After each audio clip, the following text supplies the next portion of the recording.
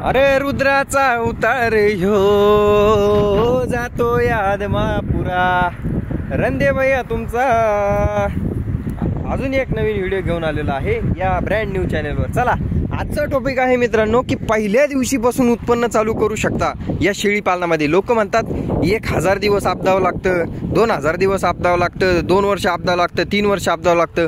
अक्षरशः मी स्वतः बी म्हणतो, मला बी माहिती त्याच्यात काय गणित असतात, काय गणित उलटी पालटी पडतात। पण असं एक गणित आहे ज्याच्यामध्ये तुम्ही पहिल्या दिवशीपासून शेळी पालनामध्ये पैसे कमवू शकता। असं गणित आहे माझ्याकडे। पहिल्या दिवशीपासून पैसे चालू होते या शेळी पालनात। चला तर मग सुरुवात करूया। आज सांगतो तुम्हाला की पहिल्या दिवशीपासून शेळी पालनात कसे पैसे चालू होतील ते।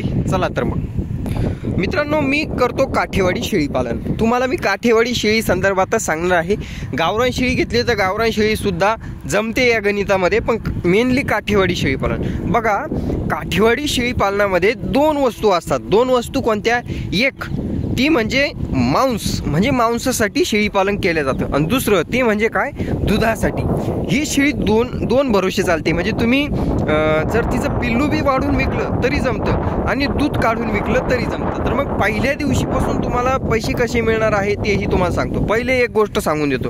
हे बघा, मांसासाठी जर काठेवाडी शेळी पालन तुम्ही केलं तर याच्यामध्ये तुम्हाला कमीत कमी 3 ते 4 महिने बकरू सांभाळून जर विकलं तर 4 महिन्यात तुमचं बकरू विकतं। बघा, तुम्ही लागवड कोणत्याही बोकडाची करा, काठेवाडी शेळीला गावरान बोकड सुद्धा चालतो, बिटलचा बोकड सुद्धा चालतो रेतनासाठी, आणि कोणत्याही प्रकारचा ब्रीडर ह्या काठेवाडी शेळीला चालतो। त्याच्यामुळं मी ऑलराऊंडर शेळी या काठेवाडी शेळीला म्हणतो, कारण हिचा नाद नाही करायचा भाऊ। खायला एकतर लय डॉन राहती, काहीही खाती मेंढीवानी। त्याच्यानंतर पाणी बिनी इम्युनिटी पॉवरला सगळ्यात जबरदस्त ही शेळी मला वाटते। त्याच्यानंतर शरीर यष्टी खूप भक्कम असल्यामुळं 2-2, 3-3 पिल्लं देण्याची कॅपॅसिटी या शेळीची असते। त्याच्यामुळं आणि शिवाय बंदिस्त आणि फिरस्ती दोन्हीही भागामध्ये चालते। तशी बाय द वे तुम्ही जर बघितलं तर कोणतीही शेळी कोणत्याही भागामध्ये सेट होते, एक ठराविक वेळ तिला द्यावा लागतो।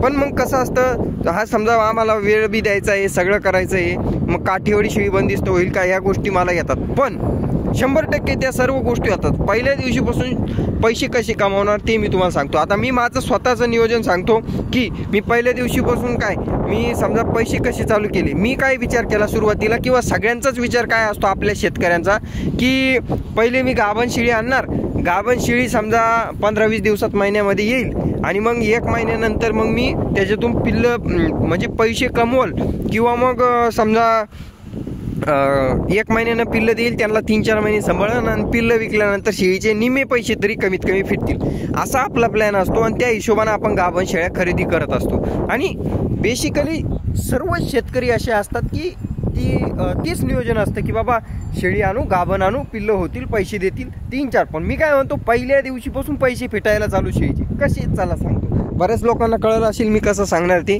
पण सांगून देतो। हे बघा, लोळती कशी डर्ट बात घेते मस्तपैकी। आता हिला जर उठ म्हणलं,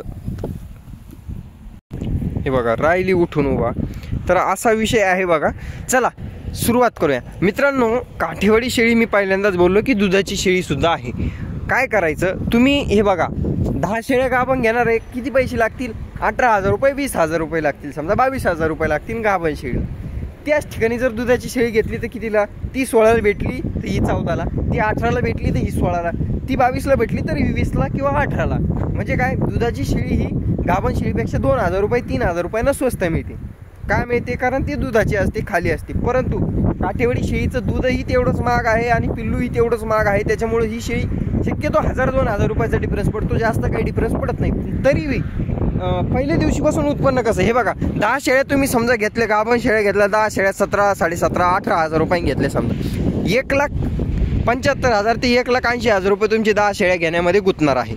तर मग मी काय म्हणतो, 1,80,000च्या तुम्ही कमीत कमी समजा 2,000 रुपये डिफरन्स पडला, किती शेळ्या येणार तुम्हाला? 16,000 रुपयानं। 16,000 रुपयानं तुम्हाला 1,80,000मध्ये कमीत कमी बघा एक 11 ते 12 शेळ्या येते बघा। म्हणजे 2 जनावर तुमची तिथं वाढते, 11 जनावर समजा आले, 1 जनावर तिथं वाढतं। त्याच्यानंतर काय करायचं, आता दिवाळीचा दसऱ्याचा पिरियड आहे, या काळामध्ये जर तुम्ही दुधाच्या शेळ्या घेतल्या, अक्षय तृतीयेपर्यंत म्हणजे एप्रिल-मे पर्यंत तुम्ही दूध काढू शकता फुल काठेवाडी शेळीचं सांगतोय। आणि लागवड त्या अक्षय तृतीयेला केली का त्याच्यानंतर 2 महिने दूध निघतं। हा एक नियोजन लई जबरदस्त आहे। म्हणजे काय, हे बघा नोव्हेंबरपासून धरूया. नोव्हेंबरला जर दुधाची शेळी घेतली तुम्ही, नोव्हेंबर, डिसेंबर, जानेवारी, फेब्रुवारी, मार्च, एप्रिल, मे, जून, जुलै, म्हणजे 9 महिने दूध निघतं तुमचं, बरोबर. म्हणजे एका शेळीचं समजा हे बघा 16,000 रुपयाची शेळी घेतली म्हणजे तिला एका टायमाला तुम्हाला सांगतो कमीत कमी लिटर ते 1.25 लिटर दूध असतं. 1.25 लिटर दूध म्हणजे दिवसाचं 2.5 लिटर, तुम्ही 2 लिटर दूध एका शेळीचं दिवसाचं धरा. सगळीकडे नॉर्मली 30 रुपये भाव आहे शेळीच्या दुधाला, काही काही ठिकाणी 70 आहे, काही काही ठिकाणी 100 पण आहे. आपण 30 रुपये भाव धरूया लिटर मागं. तर एका शेळीचं 2 लिटर दूध तुमचं चालू होणार आहे.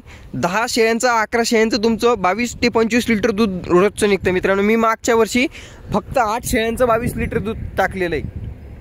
खिलाई पिलाई केली तर दूध भरपूर देतात शेळ्या, तसा काही विषय नाही. तुम्ही 11 शेळ्यांचं 22 लिटर धरा. 22 लिटर दूध जर तुमचं रोजचं डेली चालू झालं 30 रुपये लिटर ना, तर 22 त्रिक 660 रुपये होतात मित्रांनो, बरोबर आहे ना, बरोबर आहे का नाही. तर मग मित्रांनो तुम्हाला पहिल्या दिवशीपासून 650 रुपये रोज चालू होऊन जातो. कसा चालू होऊन जातो की पहिल्या दिवशीपासून तुम्ही दूध विकू शकता. आता हे बघा याच्यामध्ये नफे तोटे सांगतो. एखाद्या शेळीला दूध कमी असू शकतं तर एखाद्या शेळीला जादा असू शकतं. पण दुधाची शेळी घेतल्यामुळं काय होणार, एक तर त्या शेळीला तुम्हाला ट्रॅव्हल करण्याचा ट्रेस नाही. त्याच्यानंतर पुन्हा म्हणजे ट्रॅव्हलमध्ये त्या शेळीला काही अडचण येत नाही, बरोबर. घ्यायच्या टायमाला तुम्हाला एक्झॅक्टली कळून जातं तिच्या गाल्यावरून. समजा शेळी तुंबवून बी ठेवलेली असली तर ती शेळी तुंबवता येते जिला गाला आहे. म्हणजे काय, ज्या भांड्याची कॅपॅसिटी 1 लिटर आहे ना, त्याच्यामध्ये जास्तीत जास्त तुम्ही हवा मारून प्रेशरनं भरलं तर 1.25 लिटर दूध बसणार आहे. बस त्याच पद्धतीमध्ये जर शेळीला गाल्यामध्ये 3 लिटर दूध असलं तर नॉर्मली तुंबून ठेवेल असं 1 लिटर जास्त, पण त्या शेळीला नॅचरली 1.5-2 लिटर दूध निघतं. ही गोष्ट तुम्ही समजून घ्या. म्हणजे काय, आपल्याला एक तर दुधाची शेळी घेतल्यामुळं ते कळून जातं की ती किती दूध देऊ शकते. त्याच्यानंतर किमतीचाही अंदाज लागून जातो. सगळ्या व्यवस्थित नियोजन जमतं. एकतर गाभाडायचं टेन्शन नाही, ट्रॅव्हलचं टेन्शन नाही, त्याच्यानंतर सेट करायचं टेन्शन नाही. गाभण शेळी असली ना, तिला आपल्याकडे नेल्यानंतर जर काही प्रॉब्लेम झाला तर इंजेक्शन गोळ्या औषधं द्यायला डॉक्टर लोक सोडे टाकतात, किंवा मग आपण स्वतःही डकतो की बाबा नाही इंजेक्शन दिल्यानं शेळीला प्रॉब्लेम येईल, शेळी गाभडन, शेळीचं काय होईल, XYZ काही बी होऊ शकतं. तर दुधाच्या शेळीमध्ये ते प्रॉब्लेम तुम्हाला येत नाही, कारण तुम्ही बिनधास्तपणे ट्रीटमेंट करू शकता. नाही बाबा हे इंजेक्शन द्यायचं ना, चल दिलं हे इंजेक्शन, किंवा मग ही गोळी द्यायची ना, चल दिली ही गोळी. तर मग एकतर तुम्हाला घरी स्ट्रेस सहन करावा लागत नाही शेळीचा, आणि तिला सेट करायला अडचण येत नाही. ही एक दुधाचा फायदा आहे. तर हां, हे बघा आता विषय घेऊया की मग शेळी फिटल कशी. हे बघा, गाभण शेळी घेत होते तुम्ही, 1 महिना तिला जाणायला बाकी होता, त्याच्यानंतर 4 महिने पिल्लं सांभाळणार होती, बरोबर. 10 शेळ्यांची तुम्हाला 20 पिल्लं होणार होते. समजा 4 महिन्यानं ते पिल्लं तुमचे विकले, समजा 6,500-7 हजार रुपयानं पिल्लू धरूयात आपण. 6,000 रुपयानं जर 20 पिल्लं धरली तर आपण 1,20,000 रुपयाची तुमची पिल्लं उरायली, बरोबर आहे की नाही. असंच नियोजन असतं भाऊ. आता त्याच्यामध्ये रिस्क काय आहे तुम्हाला सांगतो. गाभण शेळीमध्ये 10 शेळ्यांची 20 पिल्लं होत्या की 10च होत्या हे सांगता येत नाही. 1 पिल्लू देती का 2 देती, कारण आपण 9 शेळ्या पाहून घेतो. ते एखाद्या वेळेस पहिलं रोज दुसऱ्या झोप्यात शेळ्या घेतल्या ती 1-1, 2-2च पिल्लं देते, त्या 1-1च पिल्लू देत्या, तेही फिक्स नाही. पिल्लं झाल्यानंतर तुम्हाला अनुभव नसलं तर पिल्लं मरतील का नाही याचा भरोसा नाही. आता माझ्याकडे तुम्हाला सांगतो 10-11 शेळ्याला 26-27 पिल्लं झाली होती, पण मला अनुभव आहे म्हणून पिल्लं वेले नाही. तुमच्याकडे काय भरोसा आहे की तुम्ही पिल्लू जगावशाल किंवा मारशाल. जर शेळी 6 महिने आपल्याकडे सेट झाली ना दुधाची, तिचं ॲटोमॅटिकच पिल्लू म्हणजे जगून जातं, ते मरत नाही. पण जर तुम्ही सुरुवातीलाच गाभण आणल्या तर त्या शेळ्यांचं फिक्स नसतं की ते पिल्लू जगल का मरल, बरोबर आहे का नाही. तर ह्या गोष्टी जर तुम्हाला समजल्या तर तुमचं शेळीपालन सक्सेस. बघा या गोष्टी मला पहिले काही अनुभवी लोक सांगत होते, मी जेव्हा सुरुवात केली ती, पण मला ती कळलं नाही. पण केल्यानंतर कळतं की नाही बाबा पिल्लू बी मरतं, शेळीला आजार बी होतात. आणखीन एक गोष्ट, गाभण शेळी घेतल्यानंतर तिला काशेचा आजार आहे का नाही ते कळत नाही. पण दुधाची घेतली तर त्याच्या सडामध्ये सरळ आपल्याला दोन्ही सडात दूध पिळून बघता येतं, तिला दूध किती आहे ते पण बघता येतं. म्हणजे सगळंच नियोजन जमतं. त्याच्यामुळं दुधाची शेळी घ्यायला खूप परवडते. बघूया आता 9 महिने दूध काढणार आहे आपण. दिवाळीची शेळी तुम्ही पिल्लावर फेडली की तिला 1,80,000च्या शेळ्यांची तुम्ही 1,20,000-30,000 रुपये पिल्लांची केली, त्याच्यात बी मरतूक धरली नाही आपण, सगळ्या गोष्टी धरल्या नाही, तेव्हा 1,30,000 रुपयाची पिल्लं विकली. आता दुधाचं नियोजन करूया. 650 रुपये रोज आहे तुम्हाला. 30 दिवसामध्ये किती रुपये येतात हो. हे 650 रुपये कशी धरेले माहिती आहे का तुम्हाला. सगळं गणित सांगतो. तुम्ही कितीही खोराक आला तरीही खर्च होत नाही. 650 रुपये तुम्हाला नेट राहणार आहे रोजची, फिक्स. त्याचं टेन्शन घेऊ नका. 650 रुपये रोजान जर तुम्ही 30 दिवसाचे पैसे धरले तर 18,000 रुपये महिना तुम्हाला चालू होतो. वरचे 50 रुपये तुम्ही खुराकावर धरा, सगळ्या शेळ्या मिळती. म्हणजे ऑलरेडी खुराक सोडून दिला आपण, तरी बी समजा ते 1,500 रुपये म्हणजे 19,500 रुपये महिना तुम्हाला चालू होतो.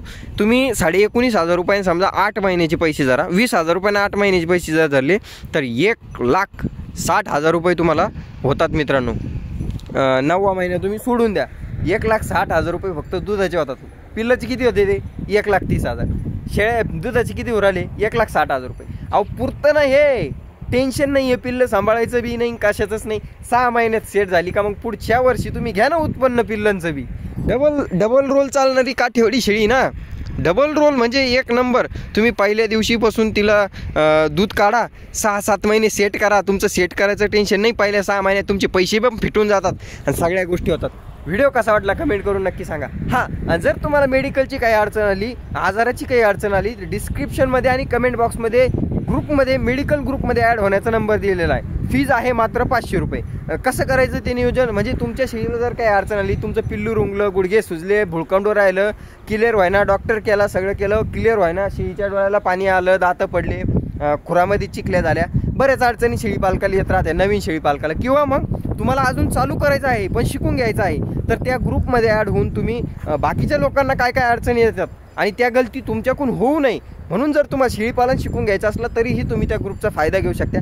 फीज आहे मात्र 500 रुपये. तुम्हाला त्याच्यामध्ये ट्रीटमेंट कळेल आणि त्याच्यानंतर तुमच्या अडचणीवर समाधान दिले जाईल तुम्हाला. तर या सर्व गोष्टी त्या ग्रुपच्या आहेत. ग्रुपमध्ये ॲड व्हायचं असेल तर खाली दिलेल्या नंबरला संपर्क करा. माहिती कशी वाटली कमेंट करून नक्की सांगा, कारण ही माहिती यूट्यूबवर तुम्हाला कोणीच नाही सांगू शकत. कारण हे अनुभव बऱ्याच कमी लोकांना, लोक तुम्हाला शेंगा आणू शकते की एवढ्या शेळ्या कमवा, एवढे पिल्लं काढा आणि एवढे पैसे कमवा.